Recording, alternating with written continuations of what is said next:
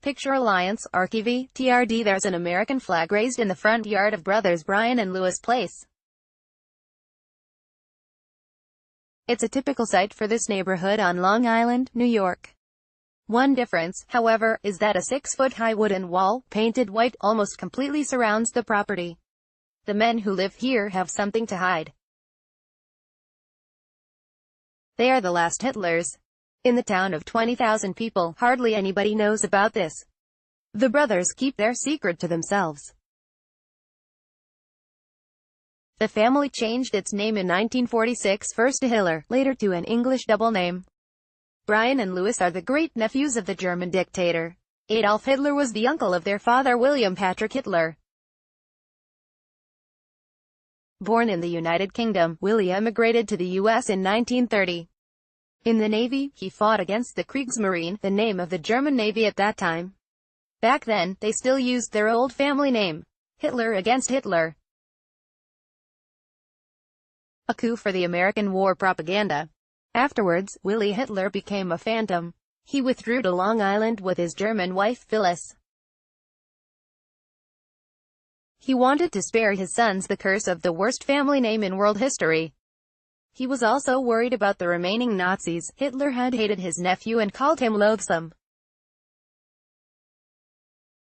20 years ago, a book by the British author David Gardner revealed that the family still exists, the last Hitlers of the male line.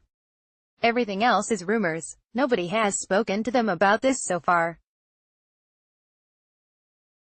When someone found them, like, for example, reporters for the New York Times in 2006, they didn't say anything. No interviews, no exceptions. A gnarly sweet gum tree stands in front of the Hitler's dark wooden house. There is no name sign, just a bell. A simple melody can be heard. Silence. Next door, a dog is barking. Second attempt. Silence. Steps. The door opens slightly. A man, approximately 50 years old, pushes the fly screen aside and puts out his head. Full, dark hair, a smoothly shaven, angular face. Hitler wears shorts. It's Brian, the youngest son, who lives here with his brother Louis. When I, a Bild reporter, reveal myself as being a journalist from Germany, he says sorry and immediately closes the door. Soon afterwards, the lawn sprinklers are turned on, all 8 of them.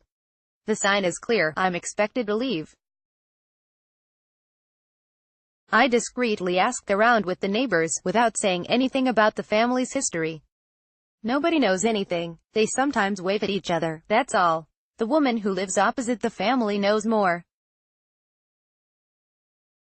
It can be seen in her facial expression when she hears that I'm from Germany. You know the story? I ask her. She nods silently and smiles a bit. Hitlers, she uses the new name, of course, are excellent people, helpful, nice. You can't be blamed for your relatives. She doesn't want to say more than that. Maybe the third, oldest, brother will break the silence. The last head of the family. He lives in the north of the island, 45 minutes from here by car. The sign at the street where Alexander Hitler lives says dead end. A Latino boy is working with a leaf blower. There are American flags in front of most houses here, too. It is a small, quiet town with a supermarket and countless vegetable stalls along the main road. Alexander Hitler lives here in a wooden house. The lawn is more overgrown than at his brother's house. The many pot plants, however, look neat. Busy Lizzies, Sweet Williams, Begonias, Hostas. The American Hitlers have a green thumb. There is no bell. I knock on the door. Nobody opens. There is also no car in the driveway. I ask the neighbors if they know where the man next door could be. Oh, Alex, exclaims Paul, who is just repairing the air conditioning of his Honda Civic. Maybe he's fishing, his wife says, and asks me what I want. Oh, it's about the family history, I reply. A curious coincidence, the neighbor comes from Austria. But she also doesn't know anything. We talk about Germany for a while, and when I go back to the adjacent property, there is suddenly a car in the driveway. Mr. Hitler drives a Hyundai. I go to the front door and knock. I wait for 30 seconds. I try again, and again, then the door suddenly opens. What do you want? A man grumbles. He is tall, maybe 6 feet, and wears a shirt with turquoise white checks and beige cargo trousers. Alexander Hitler. The greeting is frosty. We never talk to reporters. You were already at my brother's today, weren't you? I say yes, and worry that, if I ask directly about the family history, he will immediately shut the door, and I will have come here for nothing. So I say that I'm curious about his views on German politics. German politics? Alexander Hitler repeats in disbelief and raises his eyebrows. He takes a big gulp from the cup of coffee that he holds in his hand. He takes his coffee black. The 68-year-old takes a step back, closes the fly screen and leans against the door frame from the inside. Go ahead. An interview with Hitler, through the fly screen. First question, what do you think about Federal Chancellor Angela Merkel?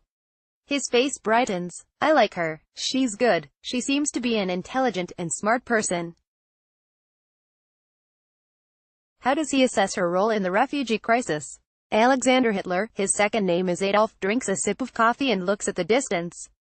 Forehead, chin, eyes, a certain resemblance to his relatives is unmistakable. Alexander Hitler looks a bit like Bruno Ganz, the Swiss actor, who played his great-uncle in the movie Downfall in 2004. Then the answer, the Chancellor does what she has to do. If he could, he would vote for her. Alexander Hitler, a Merkel fan. And this, despite the fact that he is a convinced Republican, just like his brothers. He hasn't missed an election for decades.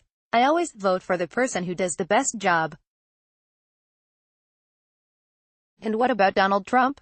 The US president also has German roots, after all. Well, says Hitler, the last person I would say I admire is Donald Trump. He is definitely not one of my favorites. What does he criticize? Some things that Trump says are alright. Most of them are. Alexander Hitler doesn't finish the sentence and continues, it's the way he does it that annoys me. And I just don't like liars.